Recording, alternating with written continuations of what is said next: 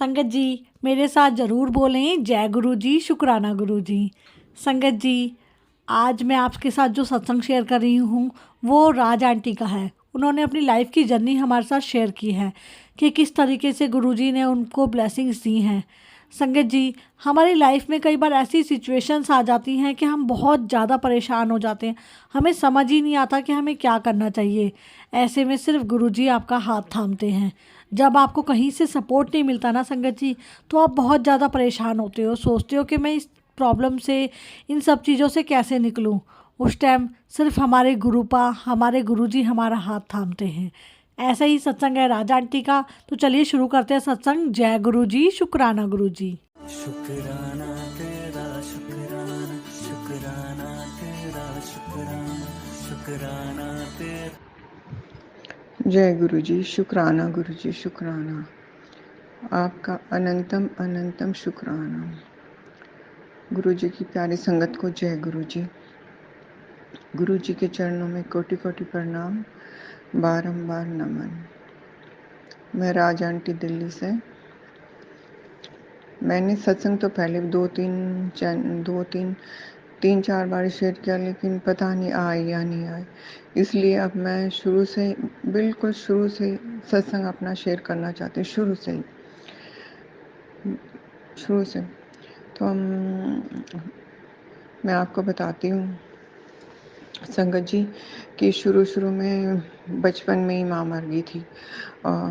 हमारे 5 साल की उम्र में मम्मी चली गई थी। फिर उसके बाद दूसरी माँ आई, तब भी प्यार नहीं मिला। फिर उसके बाद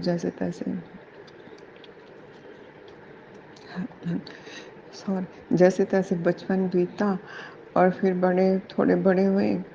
बड़े होने के बाद ऐसे ही ज़िंदगी चलती रही, ऐसे ही बीतता रहा समय। फिर उस टाइम पे हमारे यहाँ उस टाइम पे हम गांव में ही रहते थे।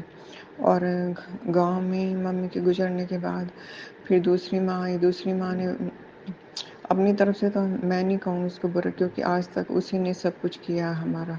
तो बचपन में हम 5 बहनें थी, तो सब छोटी छोटी थी।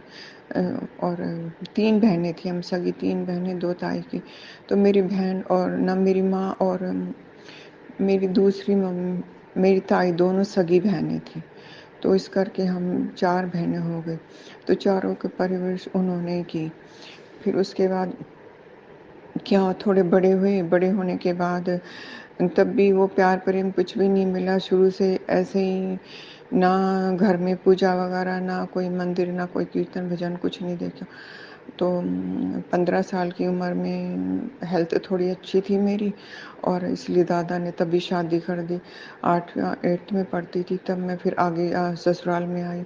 आके उनको सिर्फ काम से मतलब था। वहाँ भी हम दोनों बहनें इकट्ठी थी, मैं और मेरी छोटी बहन। तो उसका गुना थोड़ा 1 साल बाद हुआ था।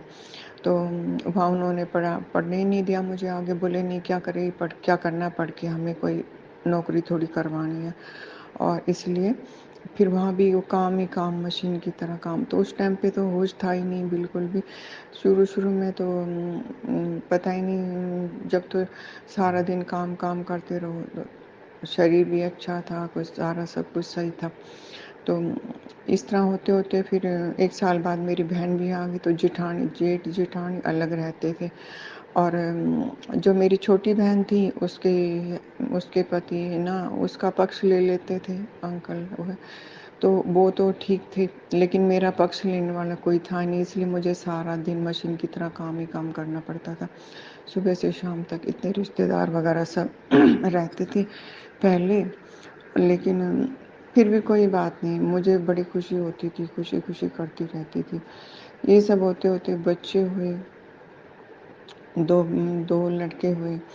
हमें गुरुजी पता नहीं किस किस रूप में शुरू से ही रक्षा करते आते हैं, शुरू से।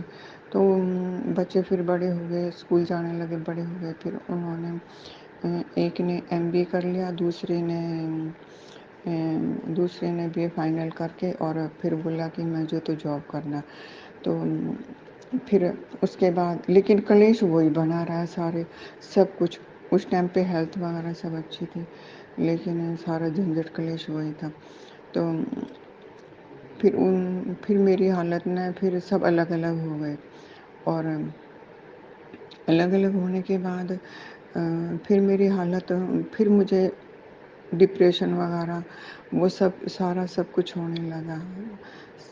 बच्चों की शादी हो गई तो फिर बीमारियाँ लगनी शुरू हो गई आहिस्ता-आहिस्ता कि मैंने ऑपरेशन कराया, जैसे आराम नहीं मिला यूट्रस निकलवाने पे, तो मुझे हड्डियों की प्रॉब्लम हो गई, डिप्रेशन रहने लगा, स्पाइन की हो गई, डिस्क प्रॉब्लम हो गई और भी वैसे मुझे चक्कर आते थे, हर टाइम सर दर्द रहता था और किचन में थोड़ी देर खड़े हो जाए ऐसा महसूस होता था जैसे मुझे बुखार हो रहा है, रात को नींद नहीं आती थी, बेचैनी रहती थी, ये सब होने लगा।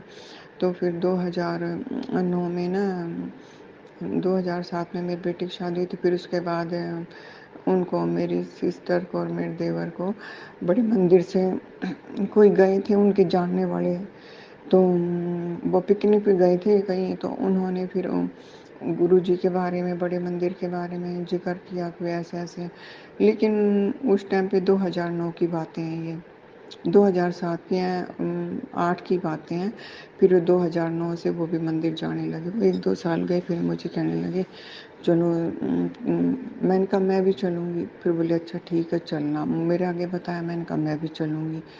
तो मैं गई, लेकिन घर के हालात तो ठीक नहीं थे।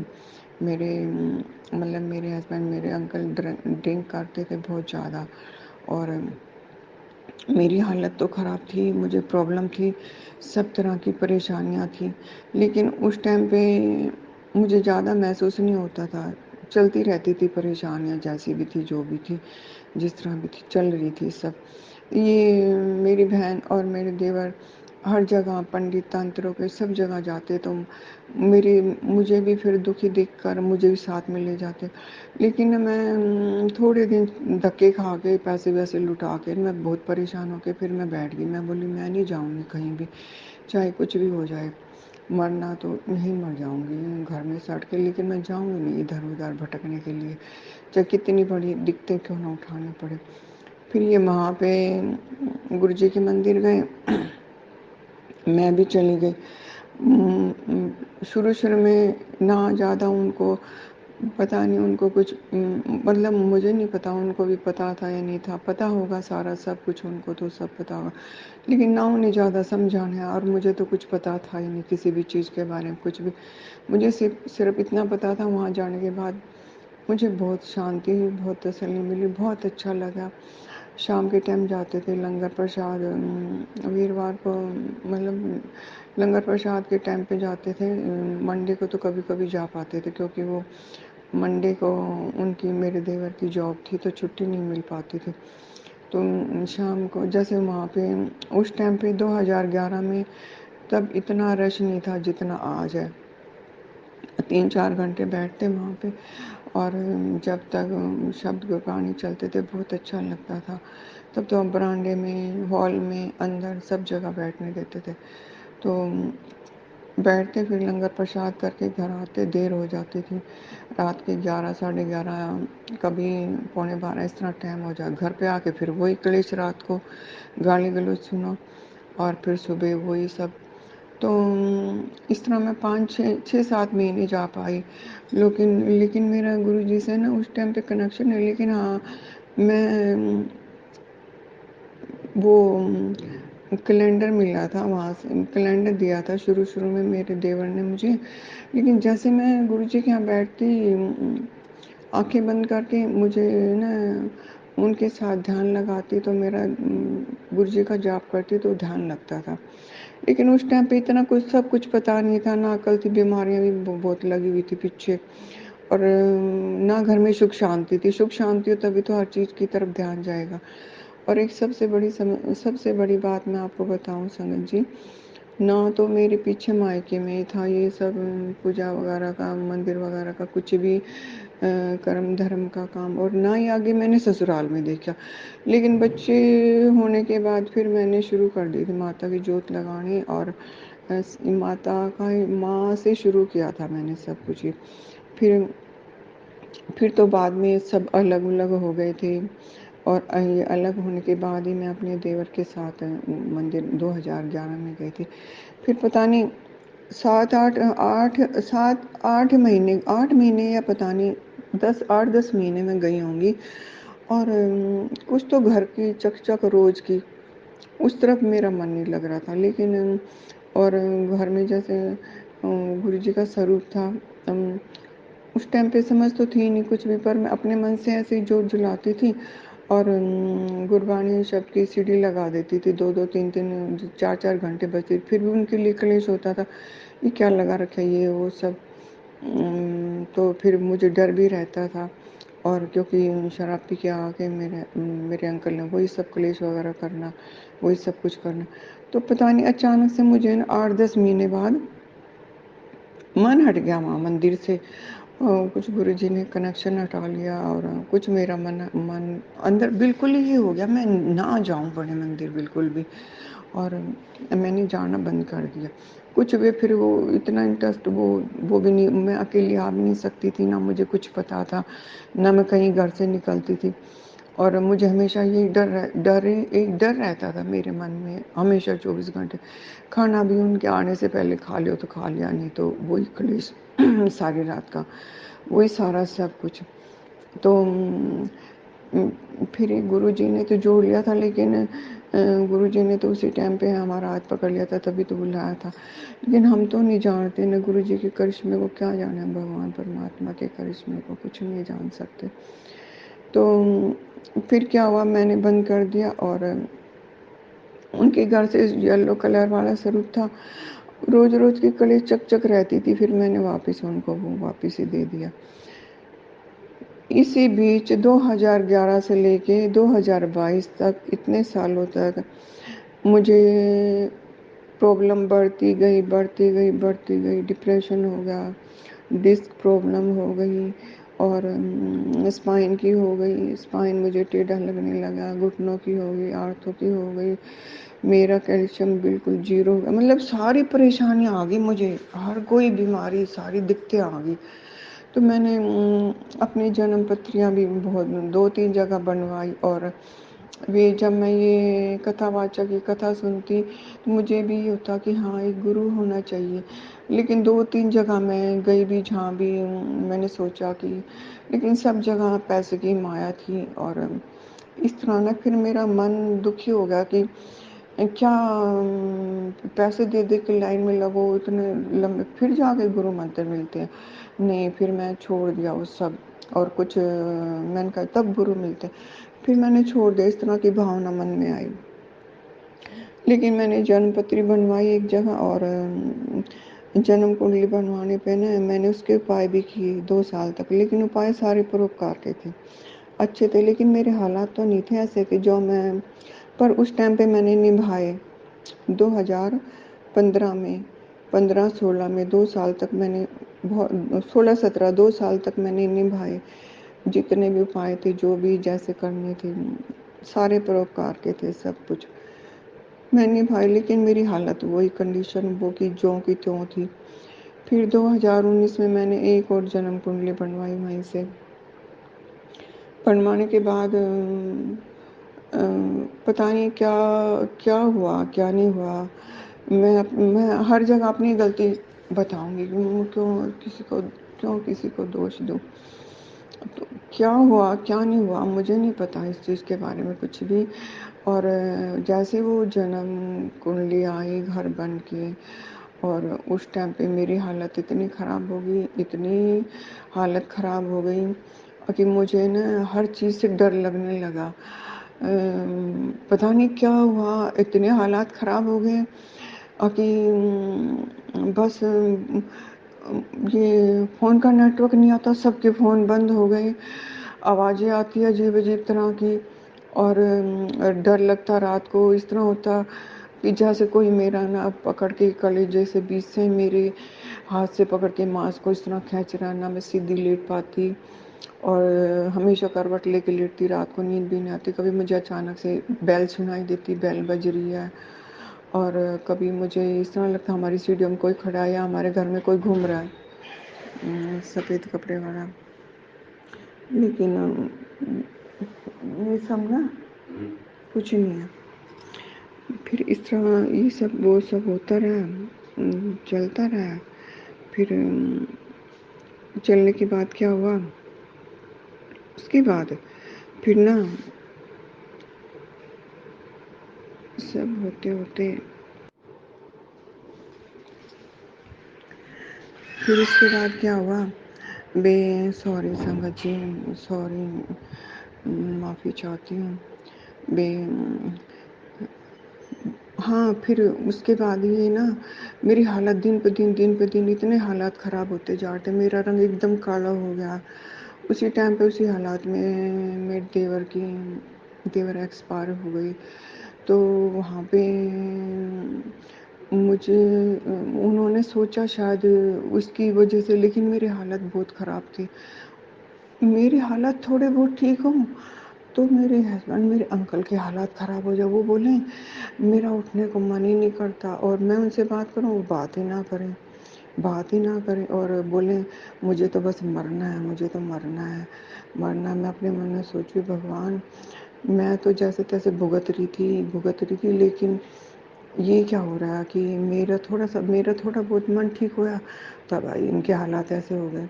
बात पर 2-2 3-3 दिन उठे ना। फिर मैंने बोला कि ऐसे छोटे वाले भाई के एक्सपायर हो गए। फिर उठ के बड़ी मुश्किल से गई, तब जाके, और फिर उनके 13 के बाद लेकिन मैं फिर वहाँ पे गई जहाँ मैंने जन्म कुंडली बनवाई थी। फिर उनको मैंने बोला मुझे ऐसे हो रहा है। फिर वहाँ से मुझे कोई रिस्पांस नहीं मिला ना कुछ। फिर मैंने बेसब लेकिन मेरी हालात बहुत ख़राब थे वहाँ से, तो मुझे कुछ हुआ नहीं। वहाँ से मैं आ गई। वहाँ आने के बाद फिर मेरी बहन को मैंने अपने देवर को सारी बातें बताई, मेरे साथ बहुत बुरे हालात हो रहे हैं और मैं किसको बताऊँ, कहाँ जाऊँ, किसके क्या करूँ। तो वो मुझे ना ऐसे माता की कहीं चौकी लगती थी शनिवार मंगलवार को, कि मेरे हालात बहुत ख़राब थे, मुझे एक एक पल काटना मुश्किल हो रहा था। तो मुझे वहाँ लेके गए। वो 2018 की बात है ये, 18 ना 19 की है, 19 कोरोना के टाइम की शुरुआत ही हुई थी। उस टाइम पे कोरोना की शुरुआत ही हुई थी। तो वहाँ लेके गए। वहाँ उन्होंने कहा बीच में फिर ये कोरोना चालू हो गया था उस टाइम पे।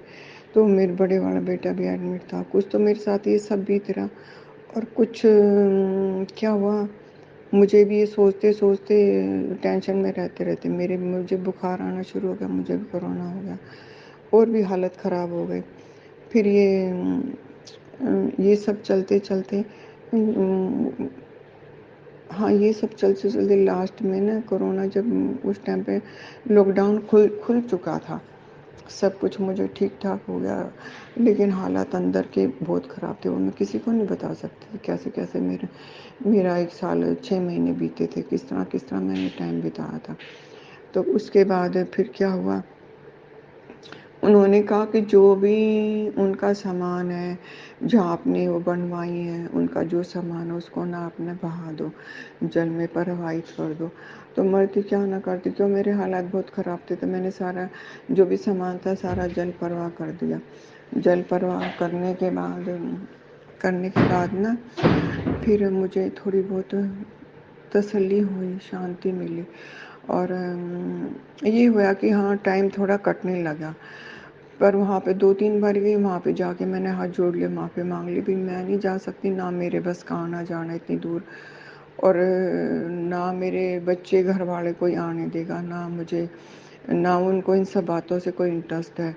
और वो हमेशा मुझे कुछ भी काम करने पे ना गालियाँ सुननी पड़ती थी। इन सब चीज़ों के बारे में पता चलने के बाद, तो तांत्रिक वगैरह जोशियों का पता चलने के बाद तो फिर गाली गलौचें सुननी पड़ती। वहाँ सबसे मैंने हाथ जोड़ लिए, और ये तांत्रिक वगैरह से तो मैंने 2012 से ही 15 से ही मेरा कनेक्शन कट गया था, प्रण कर लिया था मैं नहीं जाऊँ किसी के पास भी। लेकिन ये 2019 में, तो 19 में पता नहीं 20 में मुझे जाना पड़ा था, बहुत जब मेरे हालात बहुत ख़राब थे उस इसलिए। फिर उसके बाद संगत जी क्या हुआ, 2022 में हाँ उसके बाद फिर मैंने वो माता की पूजा करती थी मैं, वही मैंने दोबारा ठीक हुई फिर शुरू कर दी। उससे पहले भी वही माँ की पूजा किया करती थी, शेरा वाली माँ की, तो मैंने फिर माँ के सप्तशती के पाठ शुरू कर दिए। वो मेरी किसी फ्रेंड ने अपने पास है ना बीज मंत्र की किताब दी थी मुझे, माँ सप्तशती की।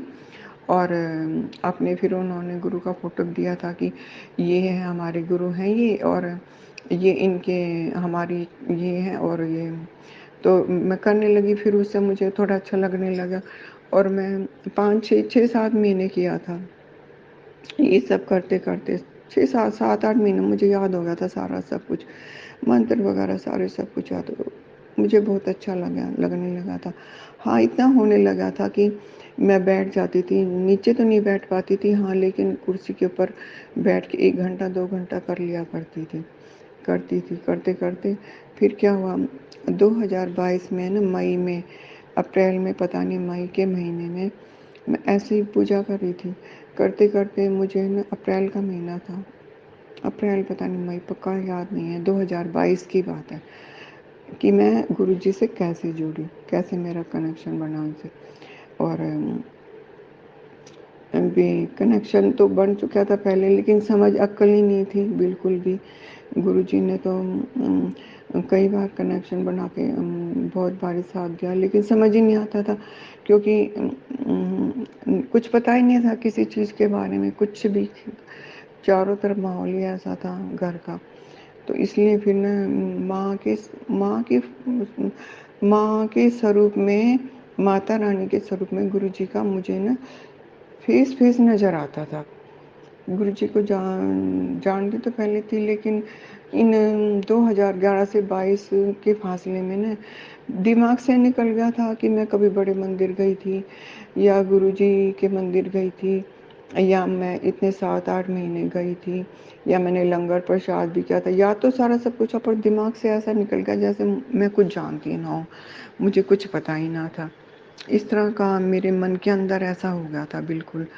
तो फिर मुझे एक हफ्ते इस तरह बीच बीच में नज़र आता, कभी दूसरे दिन तीसरे दिन, कभी लगातार भी, लेकिन मैं ध्यान नहीं देती ज़्यादा। एक दिन मैंने कहा ये चेहरा तो गुरुजी का है, पता नहीं क्यों मुझे आंखें बंद करने पे नज़र आता है उसमें, माँ के फोटो, माँ के स्वरूप में। चलो, ये टाइम बीतता रहा, मेरी परेशानियाँ, मेरी दिक्कतें, मतलब बीमारी, शरीर की कंडीशन बहुत ख़राब होती जा रही थी। और मुझे डिस्क प्रॉब्लम इतनी थी, इतना भयानक दर्द होता था मुझे कमर में, डिस्क की वजह से घुटनों में, और ये पूरी स्पाइन में, सारे शरीर में होता था। तो फिर मेरी बहन ने उस टाइम पे गुड़गांव मकान ले लिया था। उन्होंने कहा कि यहाँ पे ना एक फौज के रिटायर्ड डॉक्टर हैं, और वो ना पट्टी करते हैं, वे इसकी डिस्क की पट्टियाँ करते हैं, तुम आ जाओ। और यहाँ पे ना कई लोग ठीक हो गए। मैं गई तो उन्होंने अपने घर में, वहाँ बरामदे में गुरुजी का वाइट चोले का स्वरूप, बड़ा सा स्वरूप रखा हुआ था, लगा रखा था। तो मैं गई वहाँ पे, और जैसे सुबह कमरे से बाहर निकली, सामने था बरामदे में, निकली तो गुरुजी से मेरी एकदम नजरें मिली, तो एकदम आकर्षण हुआ, अट्रैक्ट हुआ कि जैसे ना वो कुछ कह रही हैं। मैं उठी सुबह, नहा धो के जोत जलाई, और फिर मुझे अपने पाठ करने थे, माँ के जो पाठ करने किया करती रोज, आदत बन चुकी थी वही। गुरुजी के स्वरूप को साफ किया, धूल मिट्टी सारी साफ की, फूल चढ़ाए, जोत लगाई, और फिर माता के पाठ किए। पट्टी करवाने चली गई, एक दिन रुकी, तीसरे दिन आई, 1 हफ्ते बाद मुझे फिर जाना था। तो मुझे आराम उस पट्टी से मुझे इतना आराम आया कि हाँ, थोड़ा बहुत तो आराम लगा मुझे उससे। दोबारा फिर पट्टी करवानी थी मुझे, दोबारा पट्टी करवाने के लिए गई, तो वहाँ से हमने छोटा स्वरूप लेके आई, पॉकेट स्वरूप, वहाँ से ले आई थी। लाने के बाद मैंने उसे मंदिर में रख दिया, माँ के फोटो के साथ, माँ के स्वरूप के साथ। तो दूसरे दिन मैंने पूजा की, ब्लेसिंग आने लगी। आती तो थी माँ, जब मैं पूजा करती थी तब भी ब्लेसिंग तो आती थी, लेकिन इतनी नहीं जैसे गुरुजी का स्वरूप रखने के बाद जो होता है जब आती हैं। तो ऐसे ही चलता रहा 1 हफ्ता 10 दिन, और फिर मुझे यूट्यूब पे, फ़ोन वगैरह में तो था ही नहीं कुछ भी, ना मुझे आता था इतना कुछ भी। मैंने ना ये टीवी पे अपने बेटे से क्या कहना, यूट्यूब पे ना उसके सुबह से शाम मतलब दोपहर 1 बजे से शाम के 7 बजे तक जितने भी सत्संग होते, जितने भी सत्संग आते मैं सुनती, रोज़ सत्संग सुनती। तो सुनते-सुनते सत्संग और मंत्र जाप, तो मंत्र जाप तो याद होगा, सत्संग सुनते-सुनते मुझे आराम आने लगा, अच्छा लगने लगा। फिर मैंने एक प्रिंट आउट निकलवा के ब्लैक लाल चोले वाला गुरुजी का स्वरूप बनवा लिया, छोटा स्वरूप बनवा ला के मैंने फिर जोत लगानी शुरू की और मंत्र जाप शुरू किया। तो 1 दिन 2 दिन पहले चौकड़ी मार के तो बैठा नहीं जाता, 1-2 दिन तो मैं 2-4 दिन तो मैं कुर्सी पे बैठी, लेकिन मुझे अंदर से अच्छा नहीं लगता था कुर्सी पे बैठना। और ना मैं फिर गुरुजी के सामने ना चौकड़ी मार के बैठने लगी। पहले तो मैं आधा घंटा बैठी और शुरू वाले दिन तो आधा घंटा भी नहीं बैठेगा, 10 मिनट 15 मिनट, फिर आधा घंटा, फिर 1 घंटा, फिर ऐसे करते-करते ना 2 घंटा बैठने लगी।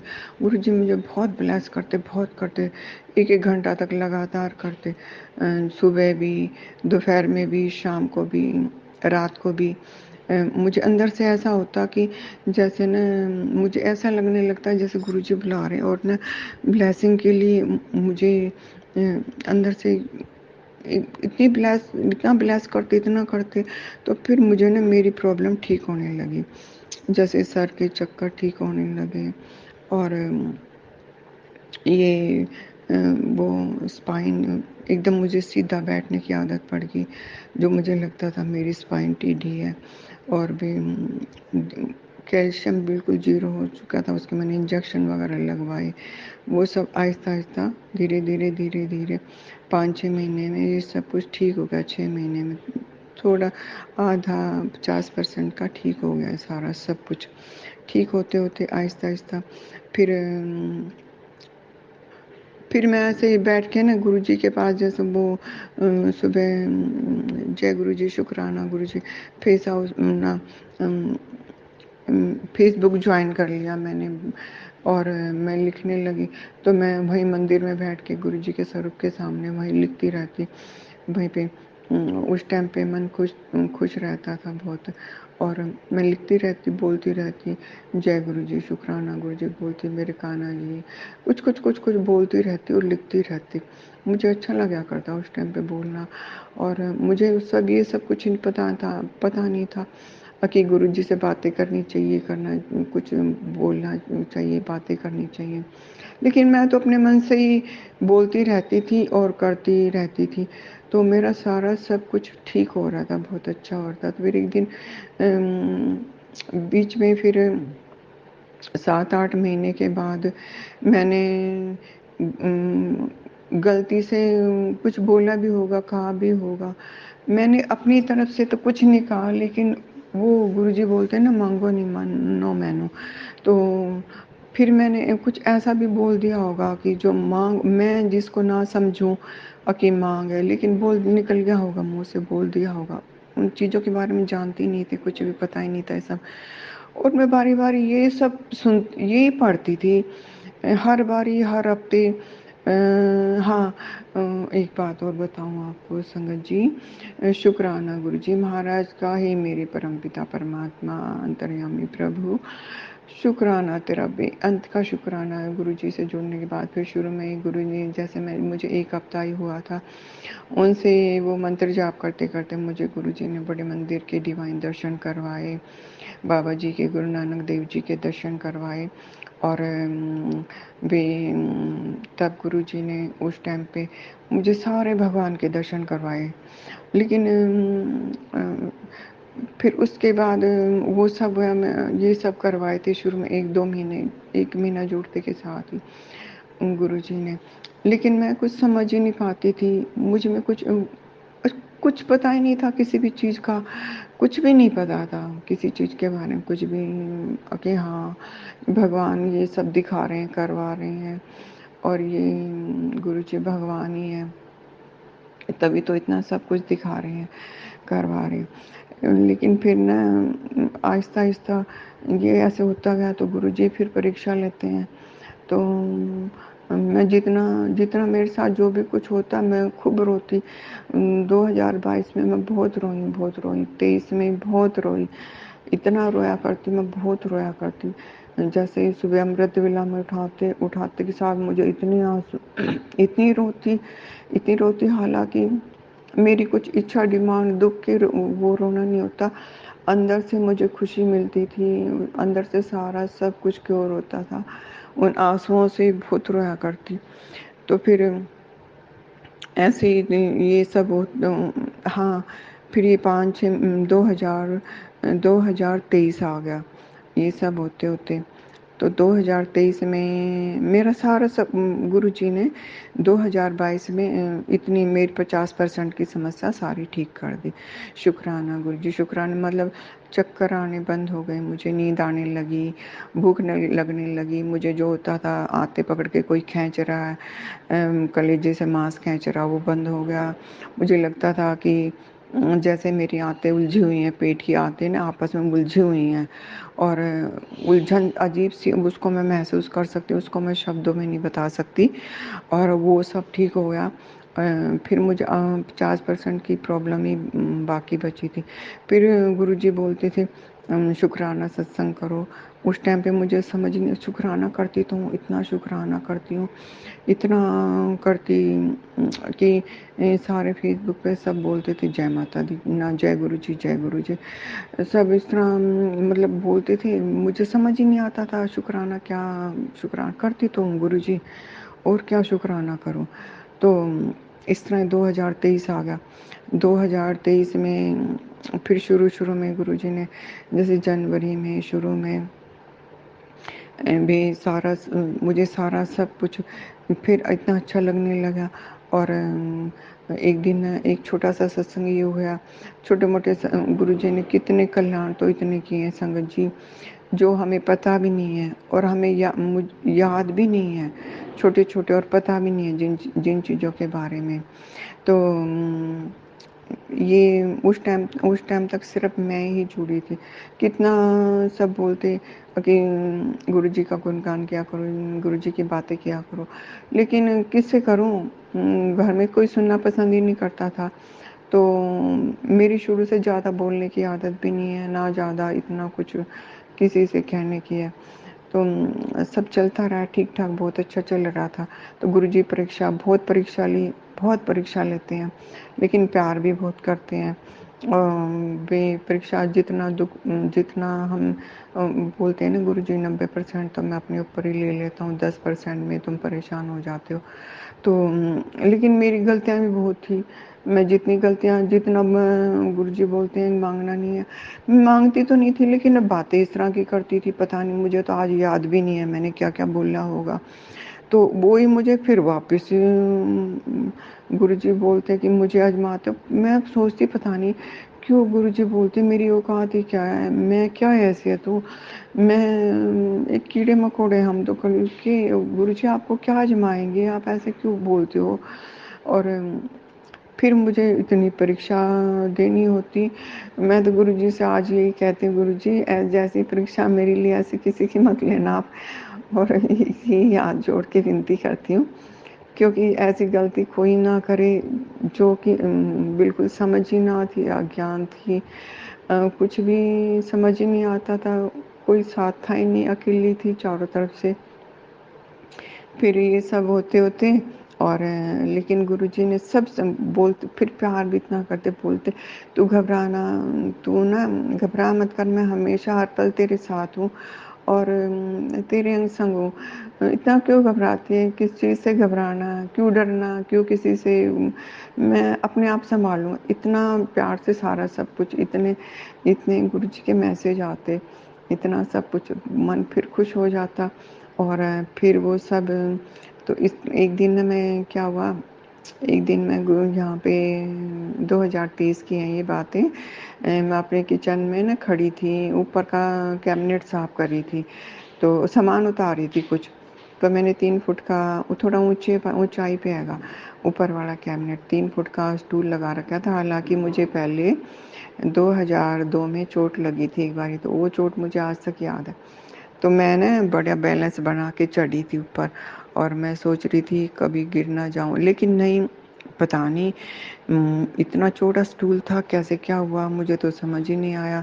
पता नहीं कैसे मेरा पैर स्लिप होए और स्टूल गिरा और मैं सीधी धड़ाम दे पीठ के बल सीधी सपाट नीचे आके गिरी। मैं सीधा निकला, जय गुरु जी एकदम मुंह से निकला। सच में संगत जी, एक बार तो मुझे दर्द उठी, तब तो बड़ा भयानक दर्द हुआ, लेकिन थोड़ी देर में बैठ गई। अगर अगर गुरु जी से हाथ ना पकड़े होते, गुरु जी की शरण में ना होते, तो सच में हड्डियां टूट जानी थी। स्पाइन की इतनी भयानक चोट, इतनी जोर से गिरी थी, बहुत जोर से। लेकिन थोड़ी देर दर्द हुआ, फिर महसूस ही नहीं हुआ, पता भी नहीं चला कि मैं गिरी भी हूँ। कोई भी नहीं था घर में, मैं अकेली थी, नहीं तो उठ भी नहीं पाती, इतनी बुरी तरह गिरी थी। और किचन के वहाँ ना एक पिलर टाइप का पत्थर का लगा हुआ सपोर्ट, क्योंकि किचन हमने बाद में बनाया था, उसके ऊपर गिरी, उससे तो और भी भयानक चोट लगनी थी। शुक्राना गुरु जी, शुक्राना आपका, अनंतम अनंतम शुक्राना गुरु जी महाराज, हे मेरे परम पिता। गुरु जी आपका हम गुणगान क्या कर सकते हैं, क्या हमारी औकात है, कुछ नहीं। लेकिन गुरु जी आपने जो जो रहमता बरसाई हैं, जो उपकार किए हैं, उनको तो बता ही सकते हैं। वो भी बताने में कितना टाइम पल लग गया गुरु जी। पहले क्षमा करना गुरु जी, शुक्राना आपका, शुक्राना आप कितने कृपालु दयालु प्रभु हैं। हर पल अपने बच्चों को माफ़ करते हैं, हर क्षण उनकी रक्षा करते हैं, हर क्षण अंग संग रहते हैं। फिर उसके बाद जय गुरु जी, जय गुरु जी संगत जी। फिर उसके बाद क्या हुआ, और मेरा बेटा ना उसी टाइम पे 2023 के हैं सत्संग, जनवरी के लास्ट में ना वो केरला गया था। तो उसका एक छोटा बच्चा उसके साथ, उसका बच्चा 3 साल का उसके साथ ही गया हुआ था। वहाँ पे समुंदर के किनारे कहीं खेल रहे होंगे वे, बैठे होंगे, तो उसने नारियल, हरे वाला नारियल पी के ना वहीं पे रख दिया। तो छोटा बच्चा, उसको क्या पता था, वो लेटा होगा। तो बच्चे ने ना जैसे नारियल उठाया और उठा के एकदम छोड़ा, उसकी आंख में लगा, मेरे बेटे की आंख में लगा। पता नहीं गुरुजी ने कोई कर्म ही काटना होगा। हमें उस टाइम कहाँ समझ थी, कुछ अक्ल तो थी नहीं बिल्कुल भी किसी तरह की। फिर आँख में लगा, उसकी आँख में पट्टी बन गई और डॉक्टर के वहाँ गए, हॉस्पिटल गए। हॉस्पिटल वालों ने कहा अब तो हम पट्टी कर देते हैं, लेकिन सीरियस है, पता नहीं आँख भी ख़त्म हो सकती, कुछ नहीं कह सकते। तो 3 दिन बाद आना, तीसरे दिन पट्टी खुलेगी जब देखते हैं। फिर तीसरे दिन गया, शाम को उसने फ़ोन किया मुझे, वीडियो कॉल किया। मैंने कहा ये क्या? बोले ये इसने नारियल फेंक दिया, मेरी आँख, नारियल लग गया आँख पे। मैंने बोला गुरुजी आप ही देख लेना, अब कुछ नहीं कहा। मैंने कहा गुरुजी आप ही संभाल लेना, आपके ही बच्चे हैं, देख लेना आप ही, जैसा जो करोगे। लेकिन तीसरे दिन गुरुजी कितनी मेहर, इतनी कृपा, इतनी दया हुई। गुरुजी सच में अपने बच्चों को, सबको संभालते हैं, सबका कल्याण करते हैं, सब पर मेहर कृपा करते हैं, वो सबको एक समान रखते हैं। तीसरे दिन फिर उसका फ़ोन आया, डॉक्टर ने बोल दिया ठीक है, एक ट्यूब डालो, 1 हफ्ते तक सब कुछ ठीक है। जय गुरु जी, शुक्राना गुरु जी, शुक्राना आपका, अनंतम अनंतम शुक्राना। ये मेरा ये सत्संग है। और फिर एक दूसरा सत्संग हो रहा है संगत जी। फिर मैं 2023 में ही अगस्त में ना मुझे आँखों की प्रॉब्लम है, इसकी मोतिया भी की सफ़ेद और काला दोनों तरह के मोतिया है मेरी आंखों में।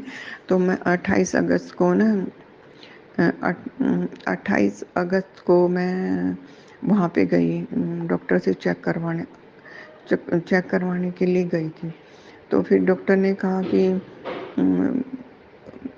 काला मोतिया तो ठीक है और दूसरे वाला बढ़ रहा है, उसके लिए हम आपको ड्रॉप देते हैं, और लेकिन ऑपरेशन तो आपको करवाना पड़ेगा, क्योंकि दूर की नज़र बहुत कम हो गई थी, बहुत ही ज़्यादा। फिर मैंने कहा, फिर हम आ गए। फिर मुझे रास्ते में ध्यान आया, क्यों मैं बारी बारी चक्कर काटूं, मैं आज ही पूछ लेती हूँ ऑपरेशन की डेट, कौन सी डेट दे रहे हैं। तो उन्होंने मुझे ना 4 सितंबर की, सॉरी, ये 28 सितंबर को गई थी, उन्होंने मुझे 4 नवंबर की डेट दे दी। तो फिर उसके बाद मैं वो 4 नवंबर की डेट दे दी ऑपरेशन की। फिर मैं 4 तारीख को ऑपरेशन के लिए गई। तो ऑपरेशन के लिए गई, फिर वहाँ पे आधे घंटा ही लगा बस ऑपरेशन में। और 9 बजे, 9:30 बजे गई, और 9 बजे गई, 9:30 बजे बाहर आ गई ऑपरेशन। आधे घंटे का ऑपरेशन था, पता भी नहीं चला। गुरुजी को साथ लेके गई थी। गुरुजी आप भी साथ चलना बोल के गई थी गुरुजी से। और फिर आके मुझे बिल्कुल ठीक ठाक था सारा सब कुछ, कोई प्रॉब्लम नहीं, कोई दिक्कत नहीं। आके लेट गई। उन्होंने 1 घंटे बाद चेक किया, चाय दी, 2 बिस्किट दिए, फिर बोले आप जा सकते हैं। लेकिन इतने में मेरे बेटे का फ़ोन आया, कहने लगा अभी आप मत आना, मुझे ना पेपर का काम करवाना, वहाँ पे इंश्योरेंस पेपर थे जो, और आप वहीं पे रहना, मैं आऊँगा और मैं साथ ले, मैं थोड़ी किचन। मैंने कहा मैंने नहीं खाना कुछ भी। बोला कोई बात नहीं, थोड़ा सा छोटी सी डब्बी में लाऊंगा, खाना खा लेना, नहीं खाना तो मत खाना, मैं आ तो रहा हूँ। फिर वो आ गया, वो आया 11 बजे आया, आके 12 बजे आया, आके उसने कहा ये लो मम्मी 2 डब्बियाँ, एक में खिचड़ी एक में पुलाव है। तो बोला थोड़ी सी लेके आ, आप थोड़ी सी खा लो। तो उसने मुझे दे दिया। तो उस टाइम तक मेरा बिल्कुल सब कुछ ठीक ठाक था, कोई प्रॉब्लम नहीं, मुझे कोई दिक्कत परेशानी कुछ भी नहीं थी। तो मेरे साथ मेरे अंकल थे, और उन्होंने मुझे वो खिचड़ी वाली डब्बी तो देखी नहीं, और पुलाव वाली डब्बी दे दी मुझे। मैंने भी खा लिए 2-3 चम्मच खा के। मैंने कहा पता नहीं कैसे सूखी सूखी खिचड़ी बनाई आज बच्चों ने, और बे थोड़ा सा तो था, मैंने खा लिया, मैंने कुछ नहीं कहा। लेकिन उसके खाने के आधे घंटे बाद मुझे दर्द शुरू हो गई, धीमी धीमी, आहिस्ता आहिस्ता। वो फिर उसके बाद क्या हुआ, फिर 1 घंटे बाद और तेज़ दर्द शुरू हो गई। तो वहाँ पे 1 बजे फिर मुझे बर्दाश्त ही नहीं हो रहा था। फिर वो कहने लगा कि इतने में आया, बोला मम्मी आपने खिचड़ी खा ली? मैंने कहा, बोला कहाँ खा ली है, रखी हुई। मैंने कहा पता नहीं भी मुझे। तो बोला वो आपने क्यों खाए पुलाव, वो किसने दिया आपको? मैंने कहा कोई बात नहीं, देखा नहीं, वो ढक्कन खोल कर वैसे उन्होंने पकड़ा दिए, दे दिए। तो फिर मैं 1 बजे घर पे आ गई, लेकिन मुझे दर्द बड़ी तेज़ की चालू हो गई। आई अपने बेटे के वहाँ आई, और मैं चाय पी के लेट गई, क्योंकि मुझे दर्द बर्दाश्त नहीं हो रही थी। मैंने सोचा शायद ऑपरेशन हुआ है, इसलिए पहले दिन दर्द होती होगी आँख में, और ये सब होते होते, और दर्द हो रही थी बे बहुत ज़ोर से। तो फिर मैं लेट गई। लेटे-लेटे मुझे क्या हुआ, लेटने के बाद नींद तो नहीं आ रही थी, लेकिन लेटी रही, शाम के 6 बज गए, आँख बंद करके लेटी रही। 6 बजे और भयानक दर्द हो गई, इतनी भयानक बर्दाश्त नहीं हो रही थी। मैंने कहा डॉक्टर से बात करो। डॉक्टर ने बोला कि कॉम्फ्लेम ले लेना और दर्द की। तो मैंने थोड़ा बहुत कुछ खाया पिया, और दवाई लेनी चाहिए, लेकिन नहीं खाने को मन कर रहा था, ना दवाई ली। दर्द बड़ी भयानक थी उस टाइम पे। फिर मैंने गुरुजी से 7 बज गए, 8 बज गए, मैंने गुरुजी से बोला गुरुजी, मैंने कहा हे सदगुरुदेव आप ना मेरे इतनी कृपा करें, मेरा ये मुझसे ये कष्ट ने बर्दाश्त नहीं हो रहा, नहीं सहा जा रहा, और मेरी आंखों से बेवजह पानी आ रहा था। मैं नहीं चाह रही थी पानी आए, क्योंकि आँख का ऑपरेशन उसी दिन हुआ था। मैंने कहा कभी ख़राब ना हो जाए। तो मैंने उनसे विनती प्रार्थना की, मन ही मन में, लेटे लेटे हाथ जोड़कर। और उसी टाइम तभी फ़ौरन 2-5 मिनट के अंदर ही मुझे ना गुरुजी के सफ़ेद चोले में, और गुरु नानक देव जी के और लाल चोले में गुरुजी के दर्शन हुए। और मैंने उसके बाद थोड़ा बहुत कुछ खा पाया, दवाई ली, और मैं लेट गई, तो मुझे नींद आ गई। फिर मुझे नहीं पता रात का कितना टाइम था, और मैं जैसे लेटी हुई हूँ, मुझे सपने में ऐसा महसूस हो रहा है, मैं लेटी हुई हूँ, और लेटे लेटे मैंने घुटने घुटने तो मैंने खड़े कर ही रखे थे, सीधी लेट के घुटने तो, लेकिन मुझे ऐसा लग रहा था कि मुझे बिल्कुल सामने अपना मोबाइल रख रखा मैंने पेट के ऊपर, घुटनों का सपोर्ट दे के, और उसमें ना मोबाइल में रील चल रही है, रील में यूट्यूब पे जैसे रील चल रही है ऊपर वीडियो की, और उसमें रील में ना गुरुजी के सारे स्वरूप, मुझे जितने भी सफ़ेद चोले के स्वरूप सब नज़र आ रहे हैं, सारे के सारे। और फिर उसके बाद मुझे एक काले चोले का, गुरुजी का जो काले चोले का स्वरूप है वो नज़र आया। उसके आने के बाद जो मेरी आँखों की दर्द थी, आँख में जो भयानक दर्द थी, वो दर्द मुझे पेट में शुरू हो गई। और मुझे सच में पेट में शुरू हो रही थी, बिल्कुल आँख में तो बहुत कम दर्द थी। मुझे पेट में इतना ज़ोर-ज़ोर से गोल-गोल घूम रहा था, और नीचे कमर में। ऐसा लग रहा था जब पेट में सारी पता नहीं कितनी बॉल घूम रही हैं। मेरे पेट में छोटे-छोटे गोले घूम रहे हैं और गोल-गोल सा। ये मुझे पता नहीं 10 मिनट होता रहा, 5 मिनट, कितनी देर तक हुआ, कितनी देर तक नहीं हुआ। लेकिन फिर उसके बाद मुझे ना एकदम नींद आ गई।